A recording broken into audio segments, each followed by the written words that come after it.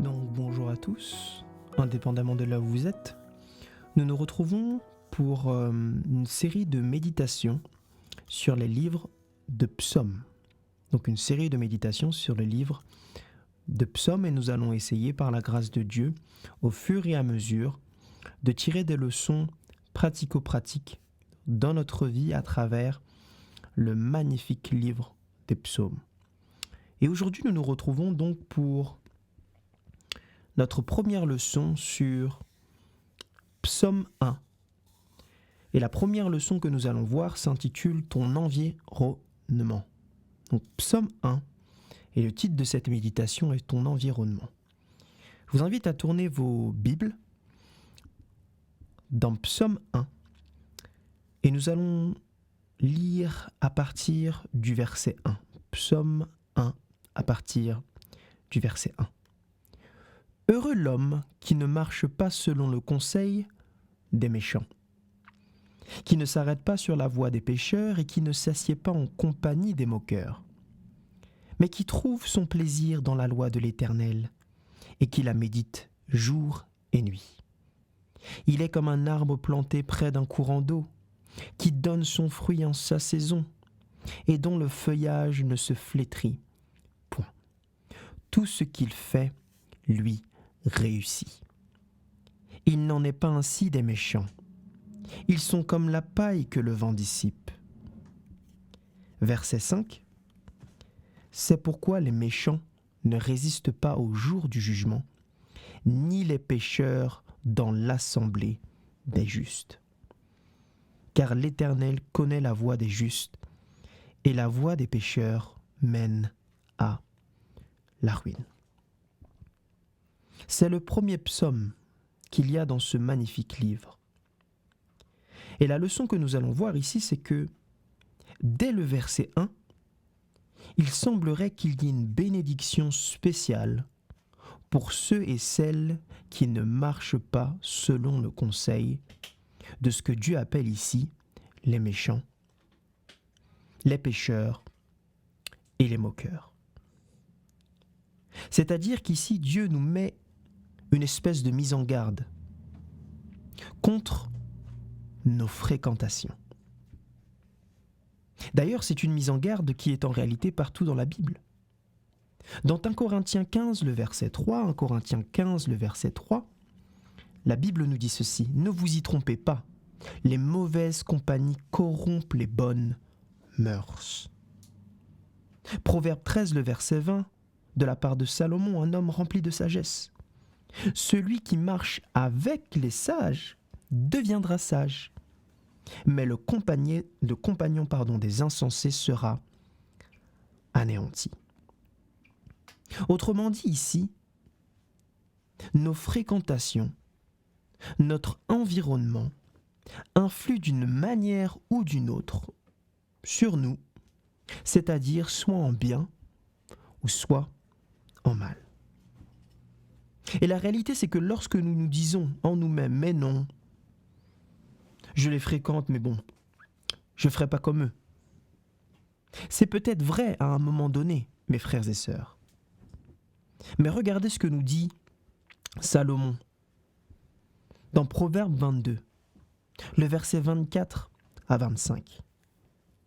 La Bible nous dit « Ne fréquente pas l'homme de colère, ne va pas avec l'homme violent », on parle de fréquentation ici, « de peur que tu ne t'habitues à ses sentiers et qu'il ne devienne un piège pour ton âme. » Ici, le mot-clé, c'est le mot « habitué ». C'est-à-dire que même si vous ne faites pas comme eux à cet instant T, c'est inévitable. À force de mal s'entourer, vous finirez. Et ces personnes-là ou cet environnement-là finira malheureusement par être un piège à un moment ou un autre pour vous. Alors ici, bien évidemment, vous comprendrez que ici, on n'est pas en train d'accuser des personnes en disant elles sont méchantes ou pas. Non, nous ne parlons pas de ça ici. Nous ne parlons pas des individus en particulier. Mais nous parlons ici du concept que Dieu nous met en garde par rapport à nos fréquentations et à notre environnement. C'est à vous ensuite, individuellement, de faire un examen de conscience. Autrement dit, je le répète, dans Psaume 1, nous trouvons cette première leçon, qui est que l'environnement dans lequel vous êtes, vos fréquentations, cela peut être vos amis, cela peut être même votre famille. Et quand on parle de fréquentation, on parle des personnes en réalité qui vivent avec vous. On ne parle pas ici des personnes qui sont distantes, on ne parle pas simplement des collègues de travail à qui vous parlez 2-3 fois, non, on parle de ceux qui sont dans votre intimité. Donc même la famille parfois influera largement sur votre destinée, soit en bien, soit en mal. Savez-vous, mes frères et sœurs, que Jésus-Christ nous a donné cette leçon qui est très importante sur notre environnement. Rappelez-vous la parabole du semeur dans Matthieu 13. Et je vais ici paraphraser parce que je pense que vous connaissez tous. Vous savez cette histoire où le semeur sort pour semer.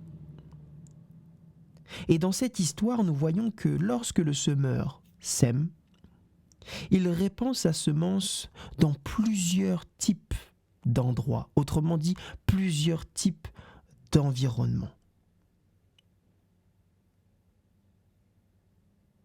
Et on voit que en fonction de l'environnement, qu'est-ce qui se passe ?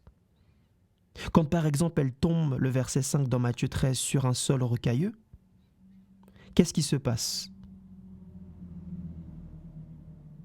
Les plantes furent brûlées, comme ils n'avaient pas pris racine, pas assez de couches de terre. D'autres tombent dans un environnement où il y a plein de ronces, et qu'est-ce qui se passe ? Elles s'étouffent. Donc vous voyez que l'environnement dans lequel la semence est plantée déterminera son avenir. De la même manière, votre environnement, vos fréquentations, votre intimité influera sur votre destinée. Alors la question que j'aimerais vous poser, qui est la question qui devrait nous interpeller dans cette première leçon, quel est ton environnement ? Quelles sont tes fréquentations ? Qui sont dans ton intimité ? La Bible nous dit effectivement qu'il faut aimer tout le monde, oui, c'est un fait. Mais tout le monde n'était pas aussi près de Jésus-Christ. Rappelez-vous, Jésus-Christ aimait tout le monde, mais il a choisi les 12, qui étaient, en d'autres termes, son intimité.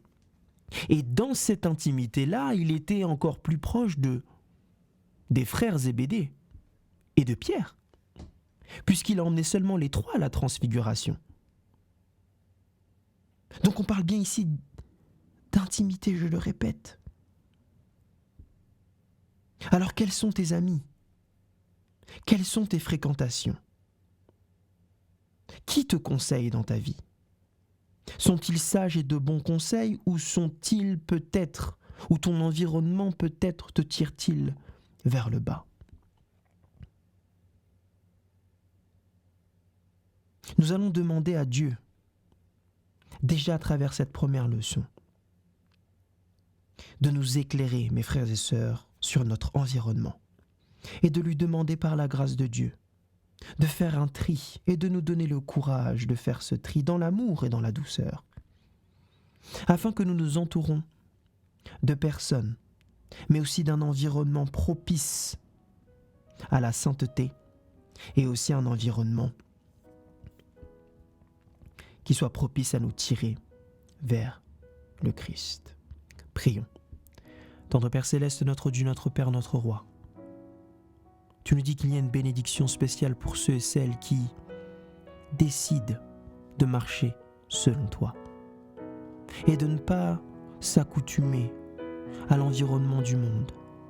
Mais Seigneur Dieu, nous savons que nous sommes dans le monde, nous devons quand même sociabiliser, nous devons nous aimer les uns les autres.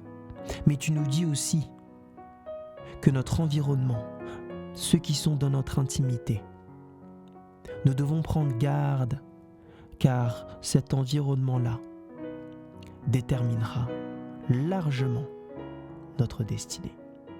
Que tu puisses faire ce travail en nous et autour de nous. Au nom de Jésus-Christ, nous t'avons prié.